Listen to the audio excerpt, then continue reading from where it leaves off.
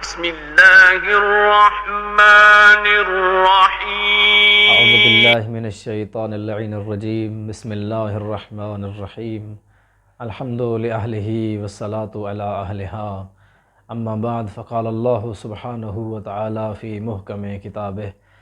بسم اللہ الرحمن الرحیم والضحیٰ واللیل اذا سجا ما ودعک ربک وما قلی وللآخرۃ خیر لک من الاولی ولسوف یعطیک ربک فترضی۔ عزیزان محترم، ہمارا آج کا موضوع حضرت عمران ابو طالب علیہ السلام ہے۔ آپ کو ہمیشہ اشکالات دیکھنے کو ملتے ہیں، عجیب عجیب طرح کی گفتگویں سامنے آتی ہیں کہ نعوذ باللہ ثم نعوذ باللہ حضرت عمران ابو طالب جو تھے ان نے کلمہ نہیں پڑھا تھا، اور رسول اللہ انہیں بار بار کہتے رہے کہ آپ کلمہ پڑھ لیں۔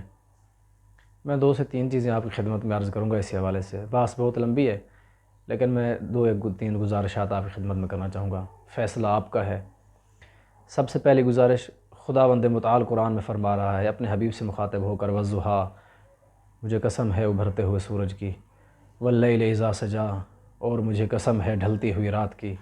ما ودعک ربک وما قلی، اے محمد آپ کو ہم نے کبھی تنہا نہیں چھوڑا، وللآخرۃ خیر لک من الاولی، اور تمہارا آنے والا پل جو ہے وہ گزشتہ پل سے بہتر ہوگا۔ عزیزان، صرف اسی آیت کے اندر کہ جہاں پر پروردگار نے کہا ہے وَلَلْآخِرَةُ خَيْرٌ لَكَ مِنَ الْأُولَىٰ، اسی آیت کے اندر لفظ خیر پر توجہ کرنی ہے۔ خداوند فرما رہا ہے کہ آپ کا آنے والا پل گزشتہ پل سے بہتر ہوگا، خیر ہوگا۔ اگر آپ تفاسیر اٹھا کے دیکھیں، آپ تواریخ اٹھا کے دیکھیں، چاہے ہماری ہوں چاہے ہمارے بھائیوں کی ہوں، تو اس میں یہ بات واضح ہے کہ وہ لمحہ جس کے لیے خدا نے لفظ خیر استعمال کیا ہے وہ شیب ابی طالب ہے۔ اللہ کی نظر میں جو خیر ہو اسے ابو طالب کہتے ہیں۔ جب اللہ ابو طالب کو خیر کے نام سے یاد کر رہا ہے تو پھر میری کیا بساط ہے، کسی دوسرے کی کیا بساط ہے کہ حضرت عمران کے بارے میں گستاخی کا باعث بنے یا ان کی شان میں کوئی توہین آمیز جملہ کہے۔ رسول اللہ صلی اللہ علیہ وآلہ وسلم حضرت عمران ابو طالب کے ساتھ جو الفت اور محبت اپنے بچپن سے رکھتے تھے وہ اس کی تاریخ گواہ ہے۔ آپ دیکھتے ہیں کہ حضرت موسیٰ علیہ السلام کو جب پانی میں بہا دیا جاتا ہے اور جب فرعون کے گھر میں پہنچ جاتے ہیں تو وہاں کسی دوسری خاتون کا شیر نوش نہیں فرماتے، دودھ نہیں قبول کرتے، جب تک کہ خود حضرت موسیٰ علیہ السلام کی مادر گرامی تشریف لاتی ہیں اور اپنے بیٹے کو خود دودھ پلاتی ہیں۔ عزیزان محترم، حضرت موسیٰ علیہ السلام کہ جو حضرت رسول اللہ صلی اللہ علیہ وآلہ وسلم کے سامنے ان کے خادمین کی حیثیت رکھتے ہیں، وہ جب اپنی مادر گرامی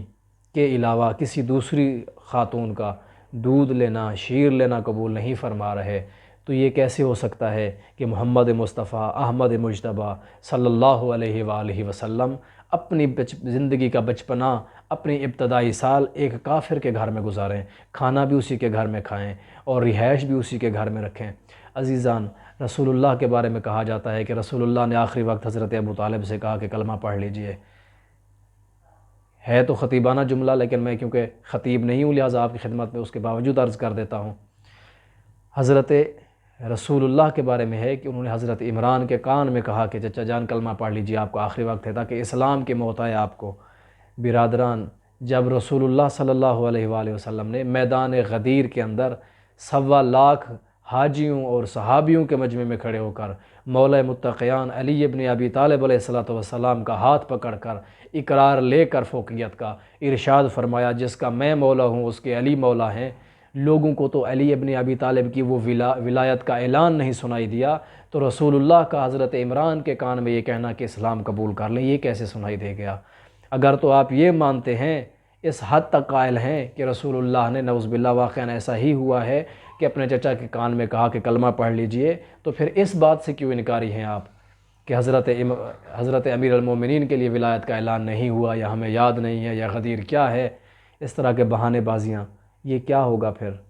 عزیزان، یہ میں نے مثال دی آپ کی خدمت میں، حقیقت جو ہے وہ یہی ہے۔ جب حضرت عبد المطلب اس دنیا سے رخصت ہونے لگے ہیں، اپنے سارے فرزندان کو بلایا اور اپنے پوتے حضرت محمد مصطفیٰ صلی اللہ علیہ وآلہ وسلم کو بلایا اور بلا کر پوچھا کہ کون ہے میرے بیٹوں میں سے جو میرے مرنے کے بعد میرے اس پوتے کی حفاظت کرے گا، جو اس کی کفالت کرے گا؟ تو حضرت حمزہ سید الشہداء علیہ الصلوۃ والسلام نے فرمایا، بابا جان یہ اختیار آپ اگر حضرت محمد کے بارے میں فرمایا کہ اگر محمد کو دے دیں تو بہتر رہے گا، آپ اپنے پوتے سے پوچھ لیجئے کہ وہ ہم چاچاؤں میں سے کس کے پاس رہنا چاہیں گے۔ تو حضرت مطلب نے اپنے پاس بلایا رسول اللہ کو، پیشانی چومی، بوسہ دیا اور فرمایا، بیٹا محمد میرا آخری وقت ہے، آپ بتائیے کہ آپ اپنے چاچاؤں میں سے کس کے ساتھ رہنا چاہیں گے، کس کے پاس رہنا پسند کریں گے، آپ کی کیا خواہش ہے؟ روایت کہتی ہے سارے چاچا حضرت رسول اللہ کے بیٹھے ہوئے تھے، رسول اللہ نے اپنے آپ کو حضرت عبد المطلب سے ہٹایا اور چلتے چلتے حضرت ابو طالب کی گود میں آ کے بیٹھ گئے ہیں۔ ہم اس بات کے قائل ہیں، رسول اللہ فرماتے ہیں کہ ابھی حضرت آدم کیا پانی اور مٹی مخلوط نہیں ہوا تھا تو میں اس وقت بھی نبی تھا، کون تو نبی و آدم و بین الماء والطین، کہ میں اس وقت بھی نبی تھا کہ جب آدم مٹی اور پانی کے درمیان میں تھا، ابھی اس کی مٹی بھی نہ گوندی گئی تھی۔ تو یہ کیسے ہو سکتا ہے کہ جو اس وقت سے نبی ہو جب آدم بھی نہ تھا؟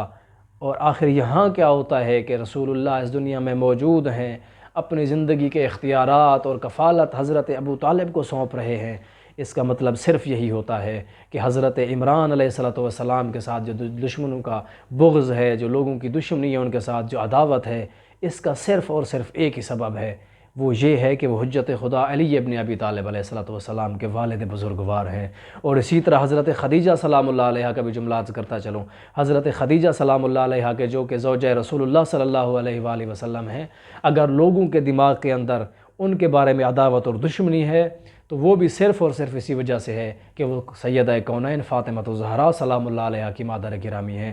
حضرت عمران کے ساتھ دشمنی ان کے فرزند علی کی وجہ سے ہے، حضرت خدیجہ کے ساتھ دشمنی ان کی بیٹی زہرا کی وجہ سے ہے۔ والسلام علیکم ورحمۃ اللہ وبرکاتہ۔